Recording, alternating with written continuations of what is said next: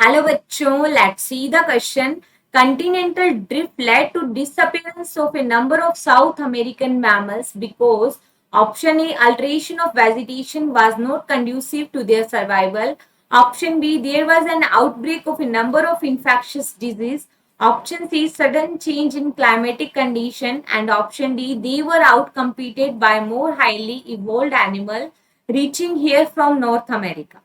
देखो यहाँ पे हमें क्वेश्चन में दिया गया है कंटिनेंटल ड्रिफ्ट के बारे में, ठीक है, कि कंटिनेंटल ड्रिफ्ट की वजह से क्या हुआ कि साउथ अमेरिकन जो मैमल थे वो डिसअपियर हो गए। तो ऐसा कैसे हुआ?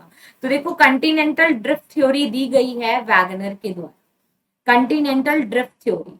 तो देखो हम क्या सोच सकते हैं कि पहले एक ही कंटिनेंट में थे, ठीक है, कंटिनेंटल ड्रिफ्ट जो साउथ अमेरिकन मैमल्स है या नॉर्थ अमेरिका है, वो साउथ अमेरिका और नॉर्थ अमेरिका स्टार्टिंग में एक ही कॉन्टिनेंट में थे। लेटर ऑन इनमें क्या हो गया, स्प्लिट हो गया। स्प्लिट होने की वजह से साउथ अमेरिका अलग से बन गया एंड नॉर्थ अमेरिका अलग से बन गया, ठीक है, जिसकी वजह से जो मैमल्स थे वो साउथ अमेरिका इनिशियली क्या था, एक ही कॉन्टिनेंट था। लेटर ऑन कुछ नेचुरल डाइजेस्टर और एनी अदर रीजन की वजह से ये दो कॉन्टिनेंट में डिवाइड हो गया, one is the south America and another one is the north America. तो इस कॉन्टिनेंट के अंदर जो मैमल्स रह रहे थे वो मैमल्स कहाँ शिफ्ट हो गए, वो मैमल्स सारे के सारे नॉर्थ अमेरिका में शिफ्ट हो गए, ठीक है, जिससे वो मैमल्स साउथ अमेरिका के अंदर एक्सटिंक्ट हो गए या डिसअपियर हो गए, ठीक है।